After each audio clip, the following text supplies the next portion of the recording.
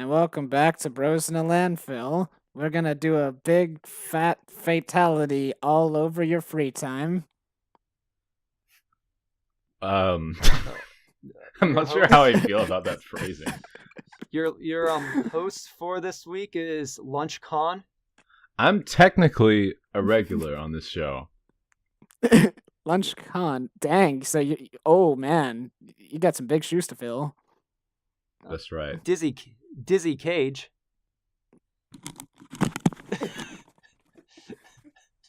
Damn, that visual gag works great on an audio-only podcast. Yeah. Oh, yeah, he And genuinely he's gone. left.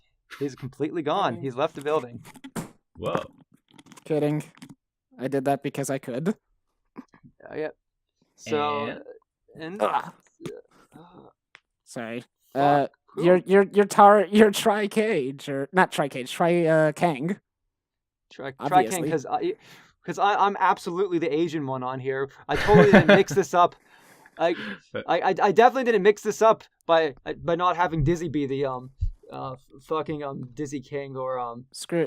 To be There are fair, so many I've Asian always- options in Mortal Kombat, and you gave him I know. like Johnny But- Cage. but Well, it's because No, but- both of us make bad jokes. yeah. Yeah. I see the logic. I did the walkout just because I thought it would be funny, even though Yeah. only you two could have seen it. Although, for Oh, being boy. perfectly honest, between Liu Kang and Kung Lao, I'm more of a Kung Lao guy. It's not just Yeah. because of my hat. Yeah, no, you're definitely more of a Kung Lao. No, I just Kung like. Lao. I'm saying I like him better. Yeah, I mean, Kung Lao's a bit more of the smart-ass, snarky sort Yeah. of character. Yeah. Well, that's because like he's like always hanging out with like the most attractive and epic dude in the universe, and so he has a chip on his shoulder. Well, he was I mean, that's- supposed to be the Mortal Kombat champion, but then he wasn't even picked to be it to fight in the first tournament, wasn't he? Oh, man. He was that was the thing I was that was what I I was mean, told. He was I supposed mean that to that be. hat. I mean that hat of his really isn't fair for a martial arts tournament. Mask rip up fire skull face. Fairness. That's a very well articulated point, Disney. So it's definitely Here's the a real topical- question though: how the heck does Kung Lao teleport? Lunch, please explain. Well, with his hat, you fucking idiot. Hats of He's- magic. He's got a magic hat. Do it. That Actually, thing's that's actually a magic? fantastic question. Wait, that thing. The Because hat that's right. He itself just is jumps magic? into portal. I don't know. Mortal- Probably. Mortal Well, his Kombat- hat comes back to him, so probably. Mortal thought Kombat that has was- so many unexplainable aspects about it that I don't even Well, want to go down that rabbit hole. Like they try to explain the Force and how the Force worked. That wasn't a good time. I think part of what makes Mortal Kombat so interesting is how it has a bunch of nonsense that if you try to make sense of, it would just ruin the fun of it. Well, some things were explained, and then I was told they were like retconned into things that don't make sense. Like I was told there was a guy in. I was told, anyways, there was a guy in Mortal Kombat 10 who has like a magic sword that gives him telekinesis. When apparently before the Mortal Kombat 9 reboot thing, he was just straight up taught telekinesis by a psychic, which is completely different than having a magic sword. Mortal Kombat in reboots, like retcons, etc. Like that's Retcon is far that? from the course. Please tell me the Rick, villain of like- Mortal Kombat 12 is Retcon, the new Emperor of Outworld. Well, That we would make a lot we of need sense. a new Spoilers. we need a new Titan, so Redcon makes perfect sense. We have one that restarts. I mean, technically speaking, Chronica. I mean, to be fair, Chronica is one big Redcon machine. That's right. Chronica frustrates me a lot. Yeah. Anyway, speaking of Chronica, I was gonna say you guys like 11, I think, right? I've got mixed feelings. Like, I Well, but I've got- loved it. I think that game's I've got awesome. mixed so feelings about- so this will be Okay. good then because I would say I liked the story of 11, sure, but I absolutely have gripes about it. So Lunch will be the pro, Try will be mixed, and I'll be the anti. So I'll play there's a anti. good, I'll bad, play and the it's the ugly. actually Yeah. really funny because if you look at 9, 10, and 11, I have mixed feelings about all of them, but for different reasons. I feel like each game does something better than the others, but I feel drops the ball in different. Mortal Kombat 9 ways. was my introduction to the series, and I hated Same- it. yes. And then Mortal Kombat 10 happened, and I just looked up the story mode on YouTube, and I hated it. And then Mortal So- Kombat 11 happened, and I watched it, and I was like, "Hey, this was pretty interesting. And then I So in sat other on words, it we're for very qualified fans to be talking about this for a whole podcast episode. Then Yeah, so- perfect. Well, So I, I'm gonna- I, I I'm just gonna also, I got myself more versed in the lore. All right. I looked up some stuff about more things. In You fact, I was dived in gonna, some wikis. You learned about swords. yes, and So- also, So, Bros in a Landfill drinking game. Every time Dizzy goes off on a tangent, drink a glass of water because you need to stay hydrated in the summer heat. wait, Oh. when you say a tangent, do you mean like something unrelated, or do you mean just a rant? Because I mean, tangent, full glass of water, rant, half glass of water. well, because if I'm still on topic, is it a tangent or a rant? I think you can have tangents within topics. That's Okay. Well, this is definitely a tangent. Just All right. drink for the a rest glass of of water. Drink right your now, water. this is a What? tangent. God, I have a bottle of water. I left it on my desk, and I'm sitting on my bed, and my desk is on the other side of the room. Yeah, oof. Same problem here. Okay, so is there Anyways- like a framing for this conversation that may help Okay, us so guide us in anyways, this rough time? I wanna. Yeah. I What, wanna. what are the main points we want to hit? Okay, so Mortal Kombat 11 came out was it like a month ago? Yes, and it's the worst game And- ever. Yeah, sure. I was gonna Mortal say Kombat- something, but I decided that making light of that is not something that I want to do. So Mortal Kombat 11 came out a month ago. It's like one of the highest selling games of all time. I think it's one of the few games that has been best selling on every console. Really? All right. Even Inclu- Steam? yeah. It's the first time that since Resident Evil 4 that third party Nintendo game Uh-huh. was at the top of the charts. Interesting. I actually had no idea that was doing that well on Switch. That's Oh, yeah. It's pretty doing interesting. ridiculously well. It is doing ridiculously well, especially considering that the Switch version was outsourced. It was? But I think- yeah, yeah. it's a little like janky Yeah. looking. Well, Which- that's interesting considering Mortal Kombat's past history on Nintendo consoles has not been favorable. But I think that's more telling of just how good of a console the Switch is, because people want to play Mortal Kombat on the go, not sitting at a PC or on the TV. They want to take it with them. They want to play it with their friends. Yeah. Mortal the Kombat Switch is- 11's gameplay absolutely looked better or more fast-paced and flowing than previous games. But I kind of want to break this up into we're in this new era of Mortal Kombat. We have 9, 10, 11. And that new And- era just ended. Yeah, so that new era just ended with this big finale. Spoilers. Well, we have this big finale. I don't know where it's going to take it next. Since 9, Mortal Kombat's definitely been following this more blockbustery sort of approach to its movies. 9 was the most. I'd say 9 was the most experimental. They were trying a bunch of different ideas, and just trying to, especially after the failure that was Mortal Kombat versus DC. That was a Oof, failure. yikes at that game. I actually quite like Mortal Kombat DC, but more because of its janky charm more than anything else. All I know That, about that it is would that have to be apparently, the angle. Yeah, no, Mortal Kombat versus DC is so janky, and I love it. all I know about it is that Okay. apparently it's being counted as the official Mortal Kombat 8 supposedly, I think it is. Yeah. Well, I mean, it's got which a full-fledged story mode. It's like the first Mortal Kombat 9 story mode wasn't the first big cinematic story mode they did. That was Mortal Kombat versus DC. And it had two full-length story modes from the DC heroes and the Mortal Kombat 9 perspectives. I mean, it was rather ambitious of a game. and then but- apparently somehow Scorpion got into the Injustice universe. The biggest gripe I hear people say about Mortal Kombat versus DC is just that they had to tone it down because DC didn't want their heroes getting brutally murdered, and which is funny because if it was Pussies. Marvel would have lapped that up. They would have had their guys just decimated, and their guys doing the murdering. But DC didn't want their heroes killing. They didn't want their heroes being killed. I heard they made like Catwoman straight up murder people. Well, yeah, the villains did murders. The heroes didn't. The heroes did heroic brutalities, which were But Catwoman Kind of- doesn't kill people. I just can't even imagine how, I can't even comprehend how problematic the phrase heroic brutality is. I know it's hilarious. Oh my god. Mm. Which I think the Flash's heroic brutality is quite literally just they quite literally took that as his grab for, or like one of his attacks for Injustice. Oh. There's a lot of crossover. It's pretty interesting. Speaking of crossover, did you know that one of I think it was Shang Tsung's Mortal Kombat 9 fatalities is the Joker's fatality from Mortal Kombat versus DC. Yeah, I Just heard uncensored. I heard some people were That's very pretty unhappy cool. about that. I mean, it's a very for Mortal Kombat 9's fatality, it's a rather tame fatality. Mm. But it's also quite nice seeing what it could have, like what the Joker's could have been if you saw the whole picture, because you'd see the whole head being blown off. Yeah, I like didn't know this they got rid of that. I like this kind of seeing what was on the cutting room floor. That's cool that they found another use for it. It's always fascinating to me when I find out that bits of games are like they're brought back from they're cut content from other games. It's being like given a new home. Gives me a warm fuzzy feeling.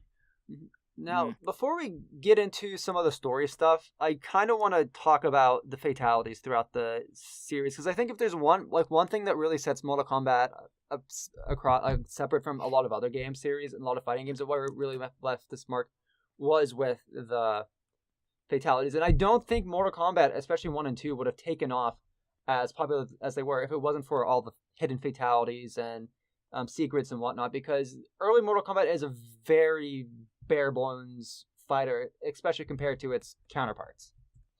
I find it really interesting that Mortal Kombat still has fatalities. It's kind of like a formality at this point. It's very much like a series legacy feature. Like when Mortal Kombat came out, it was like this purposely very edgy and like dangerous kind of game where it's like the kids, should our kids be playing this, and the fact that like the fatalities have like secret button commands, I guess, makes it a little bit like rumors that maybe got spread about the game. Like it was this very provocative piece of work, and there wasn't really any effort for the characters to like be interesting as characters or anything. Like, but if anything, they're probably not meant to be, because then you weren't meant to feel bad about who was getting killed. It was like, but at the same time, there's still a bit of lore and narrative with the arcade. There was lore and narrative, but like, what I'm saying is like in this new game, right? In the newest game, you've got characters confronting their past and future selves, and to me, it really felt like the developers of Mortal Kombat have like grown up. I'll say this, like Mortal Kombat 11 is one of the few games few stories I've seen handle that concept as well as like the past and future selves concept as well as it has. I've seen a lot of stories fumble that sort of. Yeah, they did it really well in this game, and I think, but yeah, I think it's almost kind of like a meta thing where it's like it's because I don't. As much as the fatalities are ridiculous now, I don't think the developers are trying to provoke as much. Like another example is like in some of the like middle games in the series, and like for a long time afterwards, like all the female characters are like in super skimpy outfits and stuff. And then in this latest game, they're all like much more conservatively it feels like they're almost rejecting their past in a way. I do definitely feel that there's a bit of 11 it's a bit of rejection of the past. It in general with 11, and I'm saying this as a comparison to something like 9 and before. 9 was really a turning point for the series, because that was like Mortal Kombat was popular, but it wasn't this blockbuster hit. 9 really opened the door to new possibilities for them, but like budget wise and international, and in the public eye, it was kind of a revival for the series. 9, you could tell that they were just like, they didn't take the game too seriously at the point. It was this fun passion project, and I don't think they thought it'd become as big of a thing as they did. From Mortal Kombat 1 to 9, it was just this big, goofy, edgy, like schlock of fun. The story was stupid, didn't make that much sense, but they had fun with it. There's a lot of great moments in the Mortal Kombat 9 story that even if the story doesn't make sense, it feels like they had a fun time doing it. Then when 10 came around, I get a feeling, I don't know if this was like Netherrealms themselves or if this is more upper management with Warner Brothers, that because Mortal Kombat got as popular as it did in this as big as it did during this era. It felt like they had to take themselves a bit more seriously. It became more marketable friendly, and I'm trying to think like what the term is, like when I guess in some ways it feels like Mortal Kombat 10 sold out a bit. Like it lost a lot of its personality just to fit into what would be popular. If that makes That's an interesting take. Because I genuinely feel like it wasn't about like well, the. I don't think it was selling out per se. I think it was. I feel like the creators of these games wanted. I feel like it was a creative, artistic choice. Just like I think some of the. I know that this is a nebulous thing to wrap your head around. I'm not entirely sure because I feel like 11 they got a little bit of their fun back. 10 didn't. 10 was like 10 was missing a lot of the fun and charm from previous Mortal Kombat games. There were still things in there, like there was a few fatalities that were fun and whatnot, but it's where 9 and before these they had the budget and the graphics to do some of the stuff that they can do in 10. They made up with a lot of the technical the technical debt by heightening some of the hilarity, the absurdity, and whatnot. And in 10, I feel like it was very much missing a lot of that. It is a little more gritty and like takes itself seriously than the game before it or ahead of it. I think, but it's still like, you've still got like fatalities where it's like, okay, well, I'm gonna use my telekinesis to lift you in the air and then make my sword spin around like a fucking wood chipper, and then I'm gonna slowly fly you into it, I'm gonna like pull out your whole spine and shit with my mind. Like, it's still absurd. Like, it's easy to get desensitized, but it is still Mortal Kombat. It's the most fucking crazy thing you ever saw. I feel that it's less of a conceptual basis. I think it's more of a presentation basis, like how it was presented. Part of the charm of some of the older Mortal Kombat games, and even with 9, is just how janky it is. And 10, on the other hand, is such a smooth, very professional game.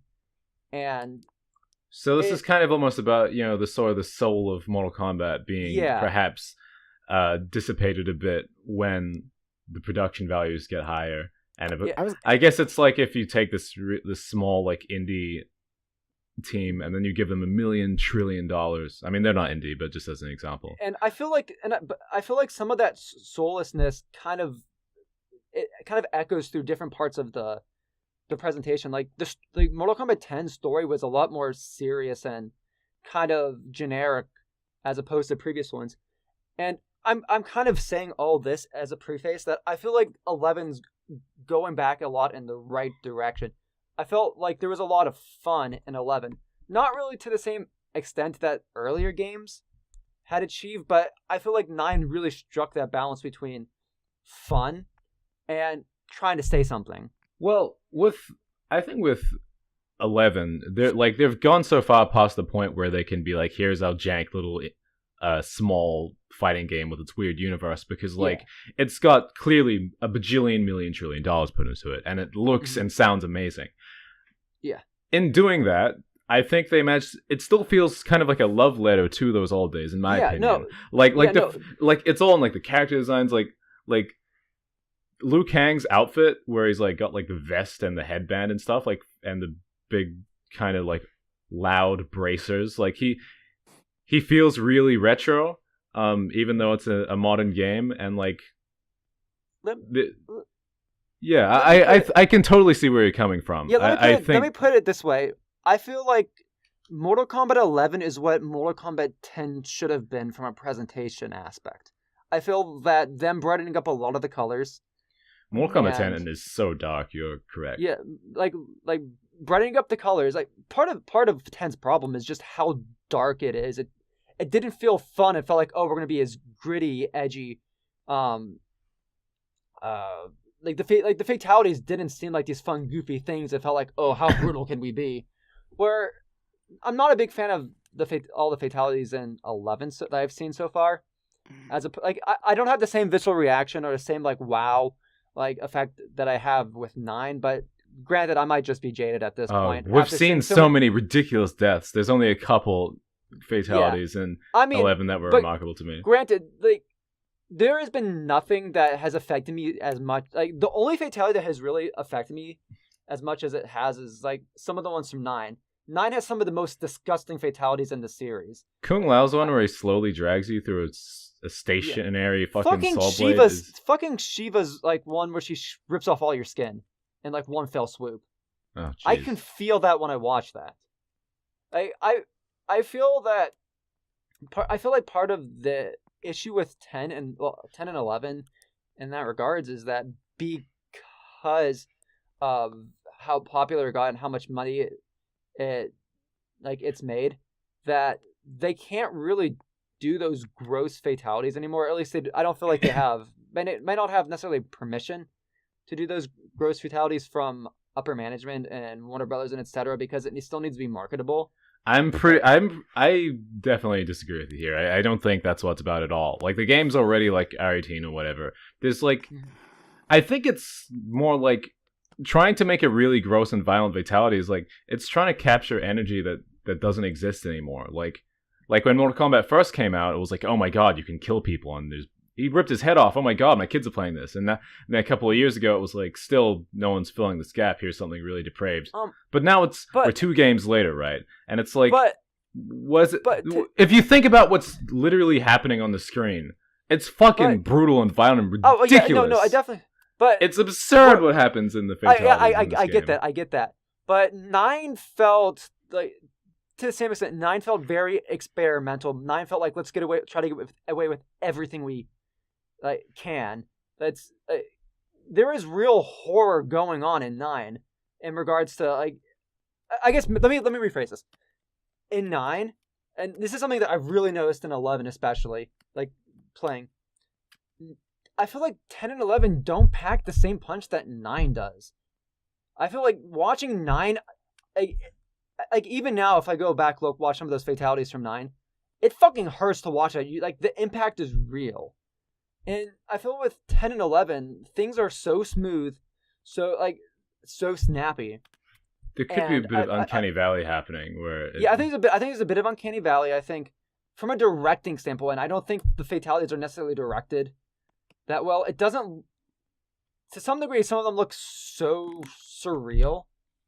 I guess it's granted. I guess there is a bit of a uncanny valley effect of that they're going kind of so over the top with some of the with what they can do with it that they're not really focusing on the horror aspect of that. I feel like they just haven't this is a pretty common thing with NetherRealm. I feel like the graphics have improved faster than their animation and other skills. Like you can do an animation that doesn't look very realistic on a character model that is really like the Mortal Kombat 9 character models are pretty bad. They're not very human looking. They're pretty ridiculous. But, I mean, it's cartoon. It's a bit cartoonish, and I think that does help. I think that does help a lot in its case. And in the new one, the characters look like photorealistic, but they do things. They still manipulate bodies in a way that just that just doesn't make any sense whatsoever. It looks like a cartoon. This might be a bit more theory crafting, but I wonder if because everything looks so hyper realistic, they're kind of afraid to do anything that's as extreme as what 9 had done, because it's no longer these cartoon characters that you can Tom and Jerry or Looney Tunes the shit out of. It's real looking people that. Well, I mean, I read on Twitter or something it was excerpt from some interview where some guy who worked in Mortal Kombat 11 was talking about how the reference material he had to look up to work on the brutal shit in this game was super mentally scarring, and he's fuck, this project was not worth it. Yeah, I heard about the 100-hour work weeks and stuff. Game companies are terrible places to work for. Yeah. That's why I'm glad I'm working for an actual software development company, not a gaming company. I got out of that. I squashed that dream as soon as I could. I make games with RPG Maker. Yeah, but see, you're your own boss in that. Yeah, you put yourself on your own 100-hour schedule. You stay up all night on your terms. Yeah, but I also don't get paid. I do sort of feel that that it's actually let me take this back. I think the brutalities in 11 are much more brutal than the fatalities. I feel like some of the concepts they're doing, some of what goes down in the brutalities are much more fucked up than what actually happens in the fatalities because the fatalities are so surreal. Yeah, I think it comes out of left field when it's a brutality because you're not really expecting it, and then suddenly your legs are blown off, and you're like, "Oh my god!" I mean, there's that one like there's quite a few fatalities that are just they kind of recapture that Mortal Kombat 9. Though maybe what makes 9 work so well is the fact that the fatalities are a bit more simplistic, and that a lot of them also a thing. Yeah, I think with 9 it feels like these are things you should really do to a person sometimes. In 11, it's so over the top that like 10 and 11, some of them feel so over the top or surreal. Yeah, well, it's like I remember Ed Boon saying in an interview that the fatalities are almost at self-parody at this point because they're just like trying to like how do we up the ante even more? I just wish more of them were more tongue in cheek. Like there was that one from 11, well 10 where Cassie Cage fucking took a selfie.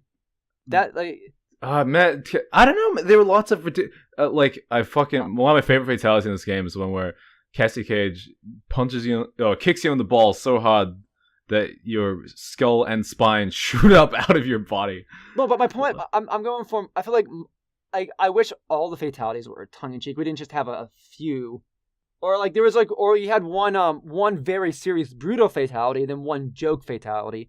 If it was more. I just like I don't want to get stuck on this point forever, but like it's really hard to describe the difference between fun silly fatalities and ones that should be more realistic. Like I don't know, man, like okay, I'm Sub-Zero, I freeze your body, I make an ice axe, I cut your head off, I pick up your head, and then I punch it and explode it in slow motion. Like that's pretty fucking brutal and fucking silly at the same time. There's no need for me to pick up your head and break. No, I think maybe just from 11 and 10, I think it's just more for a matter of me that the fatalities themselves lack punch, and I think that's more of a presentation directorial. I think so, probably. Like I don't think the sound effects really are that effective in making you feel the punch. Where I was as for comparison, Lunch knows I was playing some GameCube One Piece game, and the special moves in that were very effective. Yeah, it was silly, surreal stuff, but the weight, like as opposed to Mortal Kombat, like 10, 11, there was weight behind every like punch, every attack, every whatever. It doesn't feel like 10 or 11 really have that much weight behind like the punches. It doesn't feel like there's much impact. I think I think in the fatalities you have a point. I think in the general gameplay, I think it feels much punchier than the previous two games. If you don't mind me like hijacking the direction of the conversation a little bit. Yeah, because we could talk about this all day. To get on the. I never got to say my stuff. Oh, yeah. Did you want to say something about? Yeah, our viewers are just staring at our viewers are just staring at their glasses of water, going like, "You said take a drink every time Diaz." I'm so thirsty. And then tries the one that goes on the tangent. Just down your entire glass. What do you think? Yeah. Firstly, again, like 9 was my jumping on point before I started looking up other stuff. And the only time a fatality ever had any weight to me at all was when I was looking up stuff from like Mortal Kombat 2. Like fatalities never had punch for me, pretty much ever. And I think it's because like the game is already so brutal anyways. Like in 11, it's like you have the ability to shove someone's head all the way through a pike and it comes out the other end. And then they get back up and attack you all the same. I think that's a fair That's a good point. I'm surprised that they won't kill you. And like when Try was mentioning this One Piece game having like a bit more punch, that reminded me of another game too. If I may bring up another game to compare to Mortal Kombat, Super Mystery Dungeon. No, I don't know if I haven't ranted about this on cast. I don't think ever, but like Dark Souls 2. Scholar of the First Sin edition specifically because I've never played the original Dark Souls 2 and I heard that the remake was pretty different. Anyways, off topic. Point is, Scholar of the First Sin edition that I play on PlayStation 4 has some of the most visceral kills I've seen in a game in a while or felt in a game in a while. Even though when you break them down, they're like really basic. Like one kill is just one of the like there's a different kill for every weapon and there's a lot of weapons. But even something as basic as a dagger feels like really visceral when like you really emphasize like the dagger stab, for example, the dagger kill really is just you just stabbing someone and then pulling out the dagger and that's it. But because of the presentation of the game and the emphasis put on the stab and like the sound effects and the punchiness of everything, it's like that one stab, that one attack where you just like come from someone from behind and just stab and smash the freaking spine. Well, No it's a much X-rays. more relatable, like Yeah, no X-rays, grounded no sense of zoom-ins, no murder. anything. You know, Yeah, just a Speaking of- knife in the back is like feels so much punchier than Speaking like Johnny of- Cage ripping off your arms and then smashing your head in with the trophy. Speaking of X-rays, do we want to move into X-rays and then the removal / reworking of them in 11? Because I hate all I think- X-rays. I think Disney does have a point. I think the reason why I like 9 so much is because of how silly some of those fatalities are, and then how brutal some of those are. But when you have the X-rays, a lot of the fatalities, especially in I think 11 and 10, like I think Yeah. especially in 10 because there's a lot more brutal moves in 10. I was- 11. I was gonna say like tying fatalities into more narrative points of Mortal Kombat. It's like something I've considered is that like I think NetherRealm made 9 and 10 and 11, right? 9 was their first game, right? Well, think so. 9 was the first. Well, Nine- Mortal nine Kombat was versus DC Nether. was.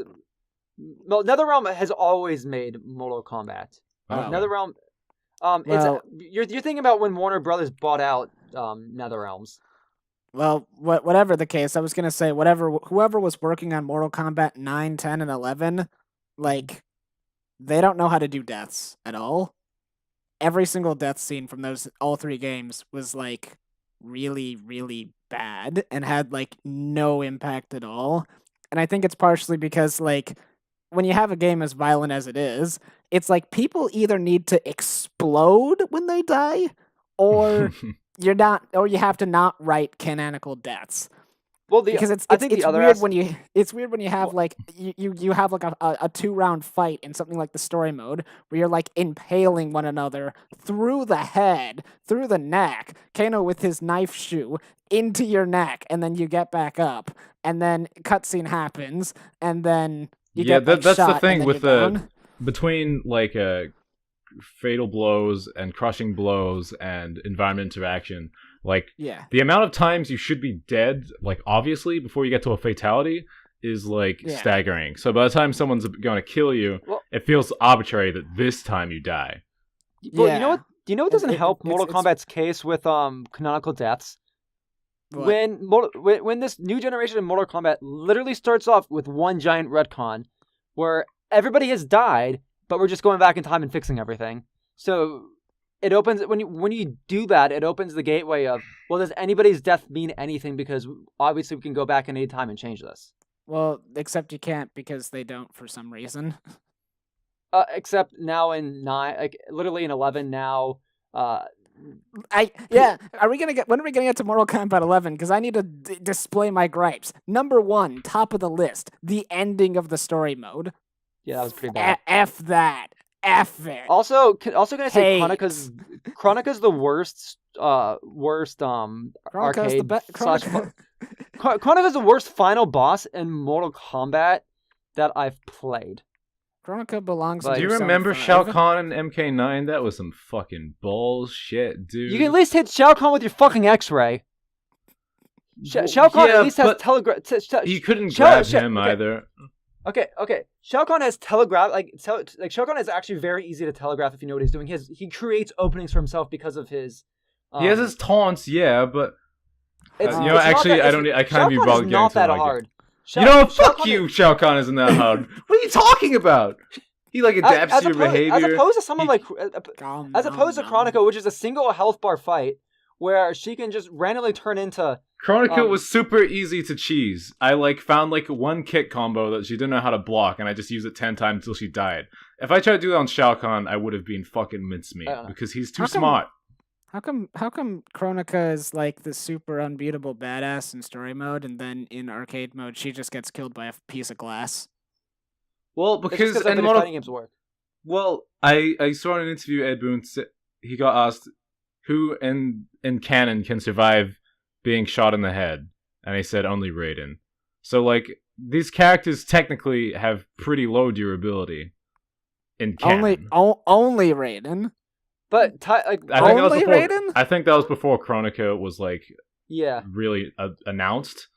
But I think he's saying that only gods can get shot in the head and live in MK. But Kronika's a Titan, she's above the gods. 4 of your characters are zombies. Look, it was a magic piece of glass anyway. God, it was from the magic time machine. Speaking of the zombies, you know it doesn't help when your case with meaningful deaths? When there's quite literally a character that brings people back to life, and then you can unzombify them. Well, look, you're taking this too seriously, man. These Mortal Kombat games, I know, they're a bit ridiculous. I take things seriously, because when someone presents me with the story, I want the story to at least follow its own rules. No, but see, 10 asks us to take it a bit more seriously. 9 doesn't ask us to take it seriously. 9, I feel 9 had the worst death scenes of them all, I think. Yeah, but 9 was... No one dies for the entire game. Very end. Everybody dies. But I feel 9 was a bit of a campy mess. I feel 9 sort of knew what it was. I don't think 9 knew anything. Well, the DSY has officially come into the station, and he's running over Mortal Kombat. You son of a bitch. I feel... Well, I feel 11's story overall was better than 9's. I do feel 9, despite being flawed, was at least a fun. It was a fun. 11's so much fun. What are you talking about? You got all these fucking. 11 had the least amount of illogical actions. I'll absolutely vouch for that. No, I wasn't saying 11's I think 11's the best written, best told story. Sans the ending. Yeah. I think it has a bit of a rough start. I think it has a really rough start. I think the ending's terrible, but its midsection is really strong. My two major gripes with 11 in terms of story is, number 1, the ending. Number 2, no death is taken seriously. For a series of Scorpion. It was so sad. Yeah, and I not take it seriously. Because what else are they gonna do with him in the story at that point? Anything? No, he's dead. He's just he was just one of many characters in that story. And it's well, shit, he's dead. That sucks. Oh, well, we gotta save the world.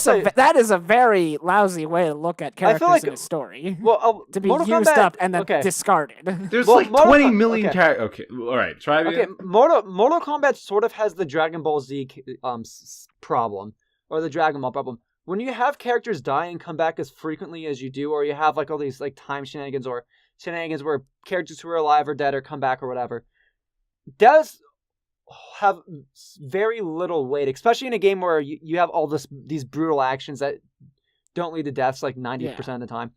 But where at least Mortal Kombat works in terms of stakes is nobody believes that Scorpion is permanently dead in that timeline. People it is very much likely if the timeline continued on without Kronika going on or whatever, that somebody would be able to bring back Scorpion. The stakes in Mortal Kombat 11 are it's more of a battle of attrition in that sense. The more people you have on your side, the more likely you are to win. And everybody that gets killed means that you have a smaller chance to win, smaller chance to get information, smaller chance to actually get someone to go and defeat Kronika.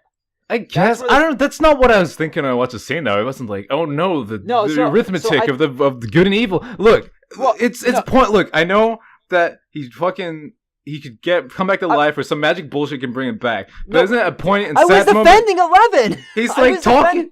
He's talking to his fucking past self, and he's okay. Yeah, I was defense of 11. Yeah, but I know that was defense of 11. Mortal Kombat in general has a problem with having Mortal Kombat in general as a series has a problem with canonical deaths having any weight because of bajillion factors. But I think 11 does a good job at creating real stakes for when characters die. Because even if they might come back, there is a legitimate chance that it feels like we need as many people to be alive as possible because Kronika is such a dangerous force, and nobody else can beat Kronika. Where with Shao Kahn and fucking Shinnok, it feels like maybe at least Raiden can take him out, or maybe the Elder Gods can at least take him out. Kronika is above the Elder Gods, and you need as many people alive as you possibly can to defeat her. I honestly, I get that you're defending the game. Scorpion's death is just bad to me. You motherfucker! You are dead to me. Look, who killed him, how he killed him, and then like he dies. They come back. He goes to Scorpion. Past Scorpion goes to the Fire Gardens. He's like, Hanzo Hasashi is dead, and I'm all that's left. And then they're like, we don't believe you. And then he beats them up. And then it's like, okay, we believe you. Let's go beat up Kronika. And then it's like, okay, bye. Sub-Zero doesn't cry. Mortal Kombat. Why would Sub-Zero cry? He's a fucking grizzled. He's fucking cold as ice. Sort of. Romancing. They also like hated each other for most of their lives. They had a gay marriage. I do not remember this cutscene. How do you unlock? I need this. That would fill in so many holes in the story. I think no one cares. It's not about okay. It's not about fucking power level. It's fucking poignant because this guy, he's like full of hatred. He's full of he's following a fucking master he shouldn't because he is like full of pain and suffering. And then the only person that can understand him is literally himself, who's like, I know, I've been through this pain, but this is the wrong thing. And, there's another better path where you can have a new family and shit. And he doesn't want to. And then, his dying wish to his past self is please don't be a fucking asshole. Don't be like me. And then it was and then he agrees. That's so sweet. I mean, literally, the only difference between Kronika's offer and Raiden's offer is that Scorpion took Kronika's offer. What? What are you talking about? They both said, hey, kill this guy for me, and then I'll bring back your clan. No, but in this continuity, Raiden isn't gonna fucking... What do you mean? Raiden never was gonna bring back Scorpion's clan. That was a fucking deal with Shinnok and Quan Chi or whatever. No, the deal with Quan Chi and Shinnok was to kill Scorpion's clan, and that was with Sub-Zero. No, but Scorpion thought... I think Scorpion was tricked by fucking... Guys. You're trying to make logic out of a game series that has no real basis in logic, and I think... It is logical. Logic is very simple, is the thing. He was never... He never had a deal with Raiden. What are you talking about? In 9? God damn. I haven't played this game in years. Okay, Raiden says, don't kill Sub-Zero. Scorpion says, okay. And then Quan Chi says, kill Sub-Zero. And then Scorpion says, okay. Yeah, but Raiden was never going to bring back his family for some fucking nefarious purpose. Not for a nefarious purpose. He was just going to bring him back. Okay, that was his deal. We have to check the wiki for this fucking shit. That sounds wrong. He says he promises that he'll ask the Elder Gods to undo the death of his family if he spares Sub-Zero. And then Scorpion's like, okay, because my family means a lot to me. And then he doesn't uphold his end of the deal. And then Raiden doesn't bring back his family. Which hypothetically, he doesn't actually have any insurance that he can actually do that. Well, that's a dickhead move on Raiden's part. Raiden's a dick. Raiden is a he's a dick. Maybe both. He's definitely a dick. Speaking of Raiden, gripe number 3 with Mortal Kombat 11 story mode, Dark Raiden just disappears, and then that was really bad. That was really bad. I kept waiting for him to show up and be the surprise villain. I mean, okay, I will give it this. That was nice foreshadowing for when Liu Kang with Raiden, the Liu Kang Raiden fusion thing happens. So that means Liu Kang can stick around when Kronika does all the time bullshit. That was a nice bit of foreshadowing, but it was also terrible writing at the same time because I don't know, Doc Raiden he has an effect on the whole story mode because the whole tension is Raiden going to become Doc Raiden, that fucked up guy we saw at the beginning of the story, and then he kind of sort of does and has flashes of it, and then he learns to control himself. It's we never really saw Dark Raiden do anything. Yeah, we do. We see him he's fucking he rips the guy's head off, keeps him alive, and it's you're gonna be this fucking horrible twitching thing for all eternity. Well, and then he leads Sonya Blade to her death. Yeah, because he's like, we're gonna Not just press the deliberately. offensive. Yeah, No, but that's what dickhead Raiden is. But Dark the Raiden more so isn't fucking evil. He's just like very, very extreme and gone too far and is making things worse. Well, he's it's more of a fascistic approach. Like it's the difference between fascist Raiden and non-fascist Raiden.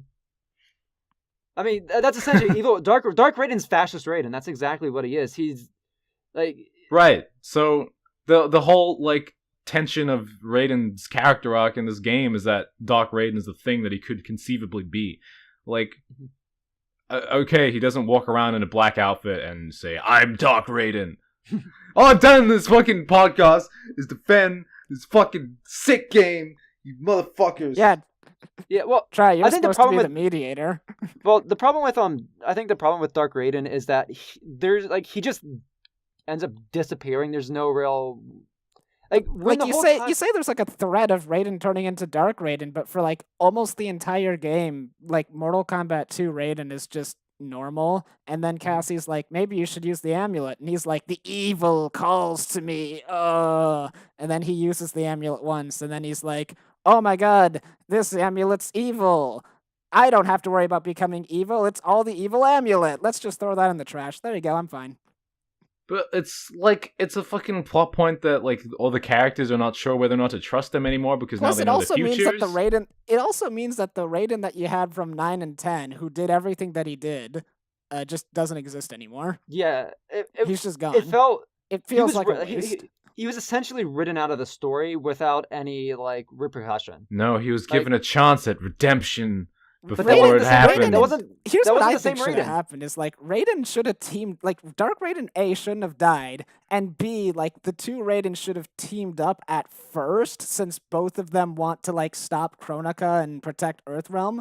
But then past Raiden is like looking at present Raiden's actions, as present Raiden is like super militant and is like, we need to kill Kronika, like rip her head off, and then past Raiden's like, dude, chill out. Like, what the hell? Well, that would And then make it comes odd. to That a- wouldn't and it make comes it to an head when they like literally fight, where he's like, "Fuck you, you're like crazy," and he's like, "I'm protecting Earthrealm," and he's like, But then he wouldn't "No, be you're- doubting you're a himself psychopath." properly because it's better if he doesn't have any like gauge of what obviously evil Raiden But is. for Well, no, that's but, the thing but, is that he's not obviously evil, like you even But just said. Like he's it's like- crazy obsessed with like defending For a- Earthrealm. He thinks what he's doing is the right thing. for and a that's why they game should that's have had about that for thing. a game that's about facing your past and future selves, they've really they He really had doesn't this have- like they really had an opportunity for Drink your milk, Raiden kids. to confront himself, saying like, "This is what I could have become," or like he sees what he could have if- become when he almost kills, when he gets into a fight with Liu Kang and goes nuts on Scorpion, and then because he's in a moment of desperation. It's like, shit, I guess Okay, that was I a- thought that I was a was the good- good guy, but then when that all the was a- chips are on the table, I freak out and I do this, and I'm That- becoming exactly what I feared. Okay, that was a good scene. Like, don't get me wrong, I liked that whole thing because it was addressing a lot of bullshittery in the past. But I really feel like it would have been a lot better if Raiden saw this example of Dark Raiden, and just because he sees Dark Raiden doesn't mean he's automatically, well, that guy's bad, I don't want to be like him. There could have been easier, like plenty of points where like younger Raiden can be like, well, damn, he's pretty effective. Maybe this is the way I should go. And then he's like questioning maybe Light Raiden's not as effective as Dark Raiden in certain aspects because Dark Raiden's he's much more of a go-getter. He's like, Go-getter. Yeah. I mean, that's essentially what Dark Raiden does at the beginning. Is like, look, they're gonna invade us. Let's go invade them first. And okay, yeah, that leads to the death of Sonya Blade. But there could have been moments throughout the story where. Well, I mean, Raiden yeah, that could- was a stunning victory for Earthrealm. Like they lost like one It was until person, it and just they completely like got, fucking. Hey, they owns lost. the Netherrealm. They lost 2 people. Excuse you. Actually, 3. Who else did they lose? They lost Sonya Oh. Blade. They lost guy who Cabal killed, and then they lost guy who was stabbed by nameless Netherrealm soldier. Let us not forget those 2 deaths. Don't. But you- it was- don't you Sounds try like to you already throw forgot But- them. But in all reality, it was a huge victory, and that would have been something that like young Raiden could see. Be like, is like maybe there is something to Yeah. being, and that could have actually been an interesting character development because it could lead him to be a bit more of a proactive person without becoming the fascist dictator that Dark Raiden could have had a lot of stuff going on with past Liu Kang too, where like the two of them could have had like a discourse where like past Liu Kang, not knowing anything, is like really supportive at first. He's like, "Oh, future Raiden, let's work together like we always do. You know, we're an unstoppable team and all this." And then Dark Raiden's like, "You might turn on me or something," and then Liu Kang's like, definitely what are killed you talking in about? the past. And like Liu Kang could even have come into a head of like, again, all hypothetical, of like Dark Raiden's like, we'll send Liu Kang in, or even possibly like future Revenant Liu Kang gets like super powerful, and the Dark Raiden's like, I have a simple solution. We kill past Liu Kang, and then future Liu Kang dies, and the past Raiden's like, slow the hell down. What did you just say to me? And then there's like, we'll just kill the past version, and the future version won't exist. And Raiden's like, do you hear yourself? You do it. It's like you do it anyways. Yeah. No, what do you... Ooh. Oh, Well, yeah, that'd be the thing. That'd be another okay. point, too. He's like, you kill past Liu Kang, and Raiden's like, I kill Liu Kang. What? There are some interesting ideas flying around here, and I think some of them could work. Interesting idea. However, That's the game. we're not writers. I We're not think the writers of well, Netherrealm. I think it's difficult because there are a lot of cool ideas you could put in there, but there's also the fact that I think now my criticism of the story mode is that I already think it's bloated with characters and already feels a bit like insane about how much it jumps around and doesn't really. Part of the... Things feel a little bit when you've got such a big ensemble cast. I think by the time I got to about Jax and Jackie, I was like, what happened to those other guys? You know. That's part of the problem with fighting games, though, too, because you have to, with every new release, you have to introduce new characters to make a game seem worth buying. I was gonna say the cast of Mortal Kombat 11 is super weird to me because like I'm like, wait, is it bigger or smaller than Mortal Kombat 10's cast? Because it feels smaller, but it also feels equally as bloated, and that's why it's confusing. Well, there's DLC in the last game, so there's more characters. Yes. No, I meant like base game stuff. In the story. Like story I mode. don't. I only watch know. story mode. I don't know if like. I feel like it's about the same size as 10. There are not all the characters from 10 show up in 11, but new characters show up in 11. So I feel like it's approximately the same size, but that Kenshi guy is just gone. That Ermac guy is just gone.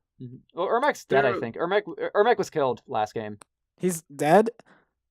I'm pretty sure Ermac was killed in 10. Well, we've gone back in time anyway, so it doesn't matter. Reptile's just gone.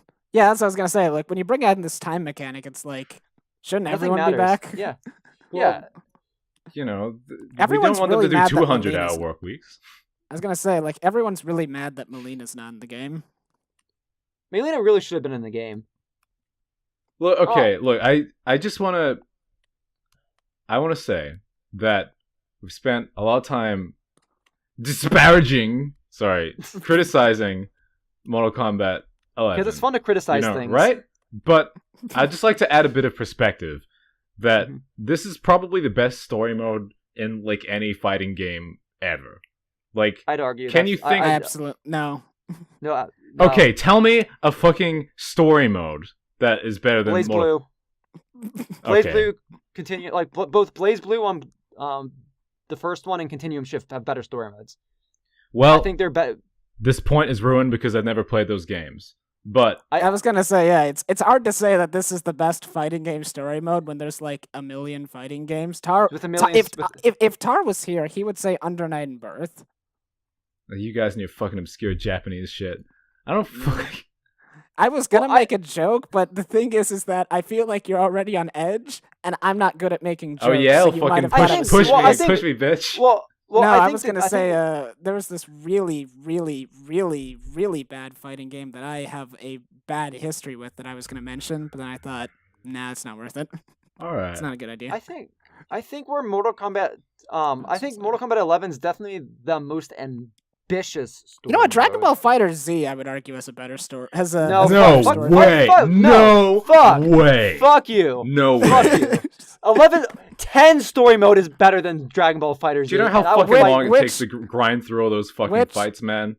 Okay, first of all, yes, I did it 3 times, not by choice. Then I literally, you have invalidated your opinions on everything. You played Dragon Ball Fighter story mode 3 times? Okay, first of all, I was gonna make a point where I said, actually, I forgot. There was 3 completely different story modes. Second of all, when I said Dragon Ball FighterZ story mode made more sense, I meant that was Oh, that let's made see, more sense. yeah, Well, it was I'm best. talking about if it's better. You were talking about Fighters- story. You said it had the best story, and I said, all right, I'll argue against What? that So the point by metrics saying about a story is how much sense it makes? What about That's a how very entertaining good- it is? And a I'm not even perfect talking question to about me. just the. Okay, first of all, that is ridiculous. That's the first thing you could come up with. Second of all, No, that's an. it's. It's I'm an not incredibly talking big about thing just to the me. writing, like the experience of playing through the story mode. I can't tell you that because I didn't play Mortal Kombat 11 story mode. I was criticizing it from a writing perspective.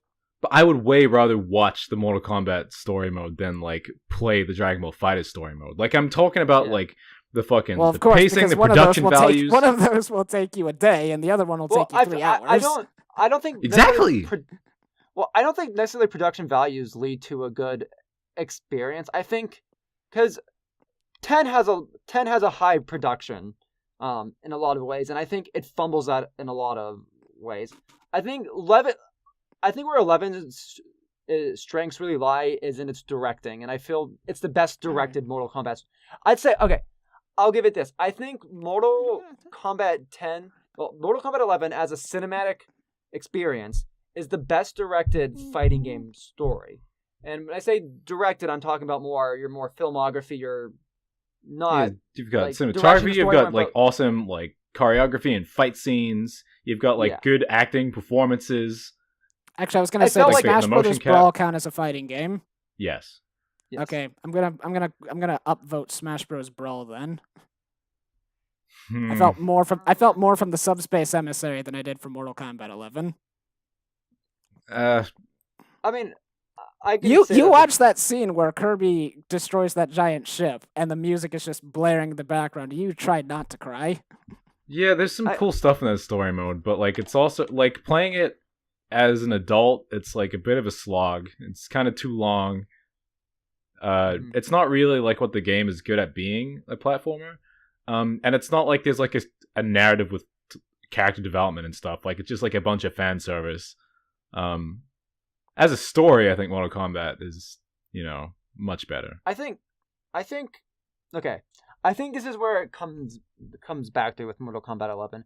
I think it's just a very uneven experience. I think its midsections has some very high highs, and it's very easy to look at the good aspects of the middle of the game. But I think in context of a lot of what Mortal Kombat story is, I think it does have a lot of missteps in both the beginning and the end. And while I think Mortal Kombat 11 is definitely a really good step in the direction of these cinematic fighting games, it's really there's nothing really to give a fair comparison to, because NetherRealm is the only real studio doing these sorts of cinematic fighting game stories. And I mean, the day before I played Mortal Kombat 11, I played through Marvel vs. Capcom Infinite, and that story mode was Okay. trying basically the same thing. And But I holy think- fuck, was that All garbage! that, I'll concede that one to you. Mortal Kombat 11 is here. Marvel vs. Capcom Infinite, absolutely but down I think here. I think where Mortal Kombat 11 has its like where it kind of has the edge in that regards is that it has the backing of Warner Brothers, which is a movie movie studios. Like they have the connections to pull in the resources to put together a great cinematic experience. In the grand scheme of things, Mortal Kombat 11 story isn't anything truly special in regards to like a blockbuster movie. I'll still argue. I swear one of you said this earlier in cast that like it was the best story that they've written in a while, and it's like I'll vouch for that Yeah. too. I'll say I that think- 11 story was better written than 10 and 9.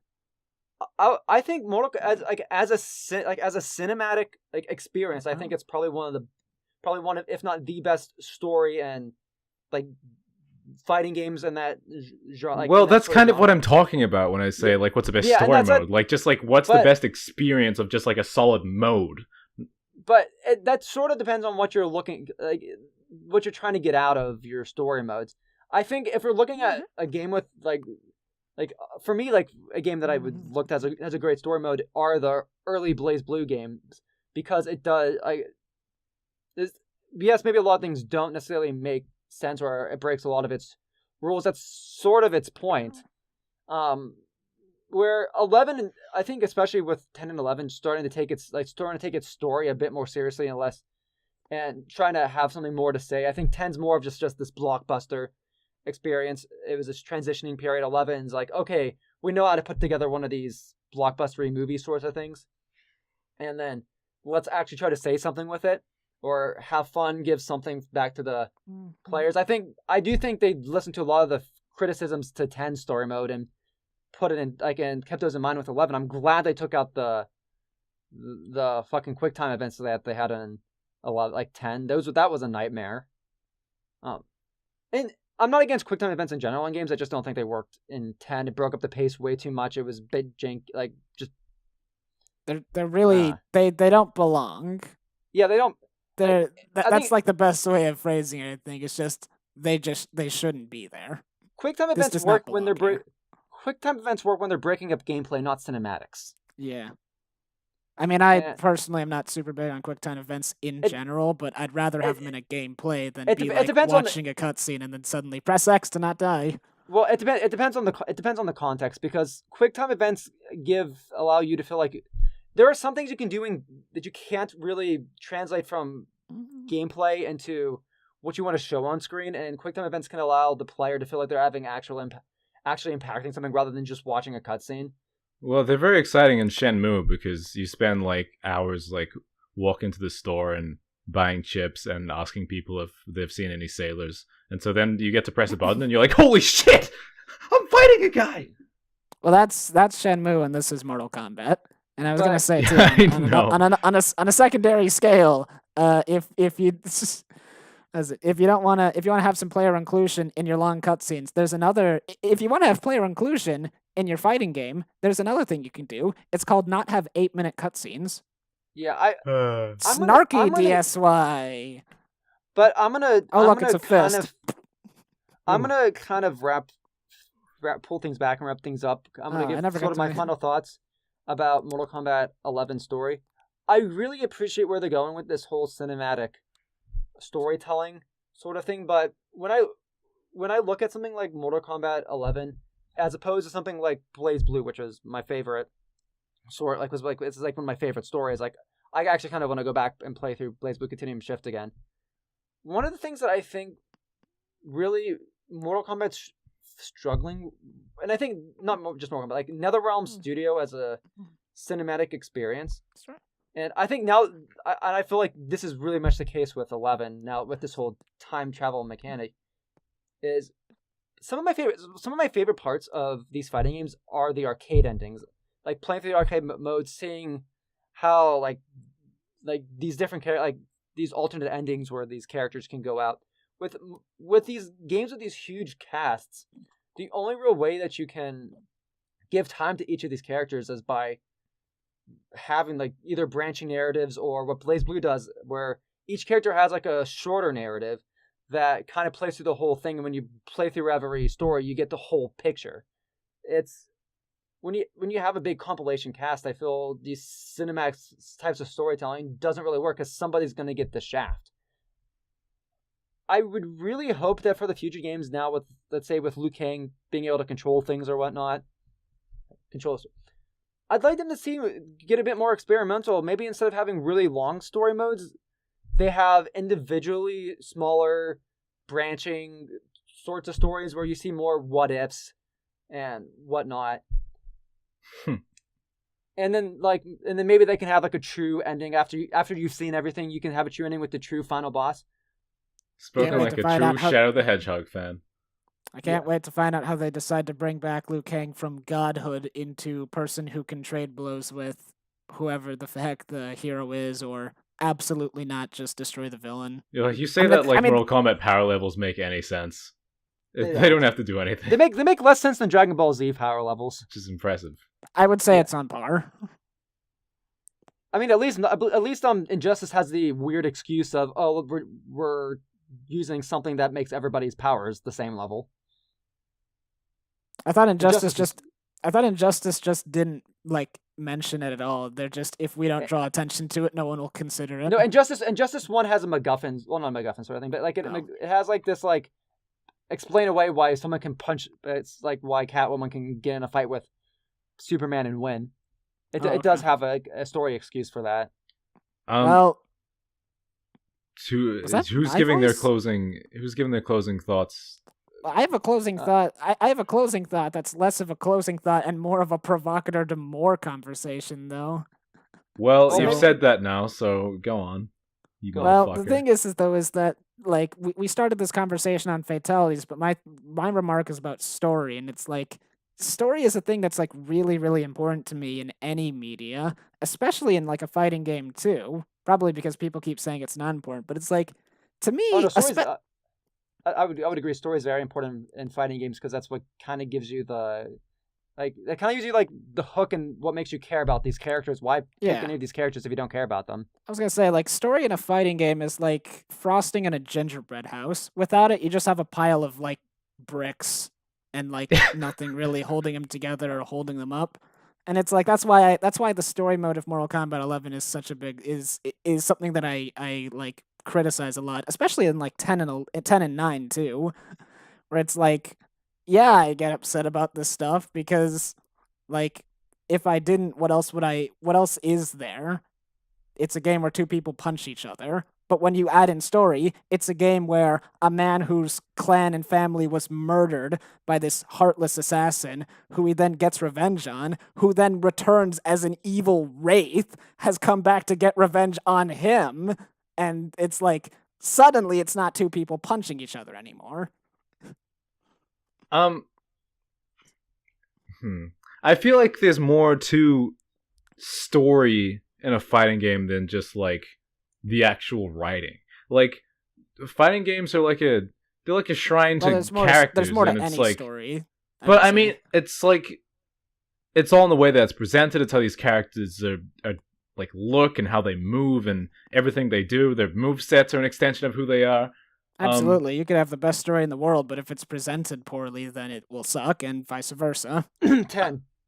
I think I think Mortal Kombat 11 story mode is awesome. I think now I haven't played Blaze Blue, but of any I other think of the other fighting games I've played, I feel like this is like Mortal Kombat. Netherrealms are like making story modes that no one else is trying to make. Like it's not Well, like they're making story modes mainstream. That's the thing. Blaze Blue is not a mainstream game. That's more of your Japanese visual novel. yeah, well, like Um, it's like fully realized. Like like these. yeah. I don't have to like strain to imagine these character relationships and stuff. I'm not like reading dialogue. It's like it's actually happening in front of me, and everything looks great, and I can follow the story easily. It's like the pacing's snappy. It's like a really tight experience for like fighting games. Like, Mhm. and like if you're comparing it to like the other more mainstream fighting games like Street Fighter or Soul Calibur or something. Didn't Street Fighter 5 get like a story mode at some point? Yeah, I and got it the- was- doesn't Soul and it- Calibur not have a story mode? Soul Have a Calibur does have a fighting story, or the newest one does. 6. It Fi- does? Five had a story mode too. Yeah, It was actually, okay. yeah. I remember. The I last remember. I looked up ones one of have. the Soul Calibur fighting game story modes, and I had absolutely no idea what anything that was happening was. Soul Calibur is a very convoluted story, and it's kind of I'll say this Interesting. about like That's what I'm saying. Well, Mortal like Kombat most 11. fighting games, I think are like this, right? And Mortal Well, Kombat it's 11 has basically- just like a really here's the story. There's no ambiguity. It's like here's a thing that you can play through. It's a couple hours. It looks fantastic. The writing is pretty good, but like it's not really like It's not the worst it's not the worst. By a lot of far. it. A lot of it is in like the charm and think- like just how ridiculous it looks and like the I fucking think- okay, 90s vest. It's an I awesome think- fucking game. I think where Lunch sits a bit, like where like some of his optimism comes from is that yes, in comparison to everything else, like this is a very good direction for fighting game story modes to go. There's like almost And- nothing comparable. Yeah, there really isn't, and I do think it's a good sign. Like for what it's worth, I quite enjoyed Injustice 2 story mode. Injustice 1 not as much, but I quite enjoyed Injustice 2's story mode quite a bit, and I do think Mortal Kombat 11 was a step in the right direction. I remember I hated was Injustice 2 written by the same person who made Mortal Kombat 11? I don't know. Well, if it I was, tell these guys to like find out how villains are supposed to be, because someone just being an asshole is, it can only work for so long, and you typically only want one or two of them. I will just say, don't like, know what you guys are like.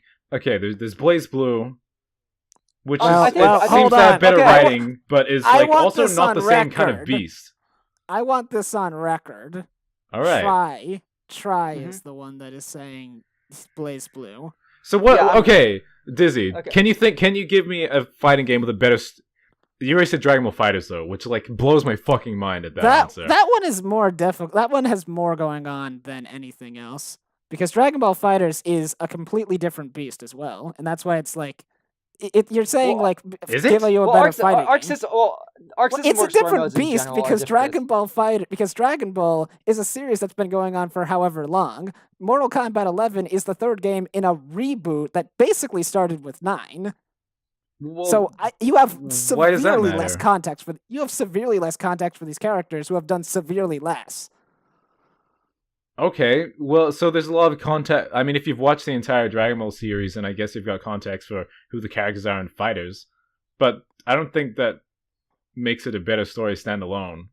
No, I was mentioning this because okay, geez, this is like a long story, but I was mostly mentioning it because I was asking why less in Fighter Z than I was asking why in Mortal Kombat 11.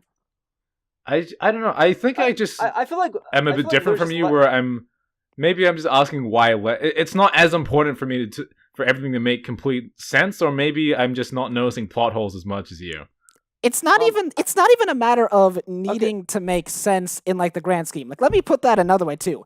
Like, because some people will mistake this, and some people might even mistake this as being a good thing when I absolutely disagree. But it's like, not everything in a story needs to completely contribute to like the final whatever. Things can happen that have no meaning in the grand scheme of who gives a crap, as long as they have meaning to whoever it happened to. Like, you can have a Sure. whole story arc revolving around two characters that has nothing to do with the ultimate battle against this guy. But if it meant something to those two characters, then it's worth something. But if you have like a whole story arc devoted to two characters, and then those two characters don't mention it, and no one else mentions it, then you ask why. Why did you take my time? Why did you devote time to this? Why doesn't it go anywhere? I will say that Mortal Kombat 11 definitely is full of non sequiturs that definitely are made worse by the fact that the story mode undoes everything. I don't need everything in Mortal Kombat 11 to tie into beating Kronika. In fact, I'm happy that not everything ties into beating Kronika, because that would be kind of boring if you had like 16 characters who all have one goal and only one goal. I Obviously, agree all that 16. the story doesn't But really the- fully. There's like there are too many times while I was watching the story of 11 where I said why. I gave myself the benefit of the doubt and said, okay, the story's not over yet. Maybe we'll get an answer. And then it was never addressed again. And then I was like, so why did you do that? I think that's a very fair criticism of the story mode. But I will still say, though, too, again, I cannot stress this enough. I would absolutely say 11 is a step above 10, which was a step above maybe 9. I don't know. I still say 11 was highest. I'd say highest 9 was. bar. I feel like 9 was better than 10. 11 was better than 9. I would still say 11 was highest bar. Oh yeah. I asked why way more in 10. 10 I don't think I ever stopped saying why. Yeah. I think where sometimes things come down to with Disney and why he rants about very specific things or goes on and on about I cannot comprehend illogical actions. Yeah. That I also think the more something has like the better something is, or the more value Disney sees in something, the more it frustrates him when something goes when something is illogical or something goes wrong. Yeah. Like you don't hear him ranting about every small detail in 10 because he's just can just write that off as 10 was just one big mess. Yeah. Where 11 has really good stuff in there.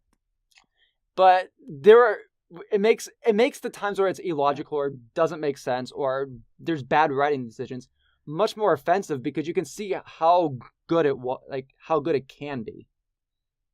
I love how you found like a way to paint me as the good guy when when my own explanation for my thought process is I'm an asshole. Well, I mean, You're like you get so angry because you care, and I'm like I get so angry because I'm a dick. I feel like all dicks care a bit too much. Well, I am quoted as saying anger cannot exist without caring. Yeah. And it's Aw. like I mean, there's a difference between being a dick and being an ass. Being an ass, it's like you just. I love this conversation. Okay, so Got end of so the deep. podcast. An ass doesn't care. They do things for their own. They do things because they can. A dick does something because they care, but they care so much they care about something else much less. Holy shit! I need to like write that down, and then I need to Yeah. fucking Find a better way to word it. Yeah. Dicks are assholes. Write down your favorite in the comment section below. This is Bros in a Landfill. Dicking Signing- off. Dicking Signing- off? No. We're dicking off? I'm gonna go wash my mouth out with soap.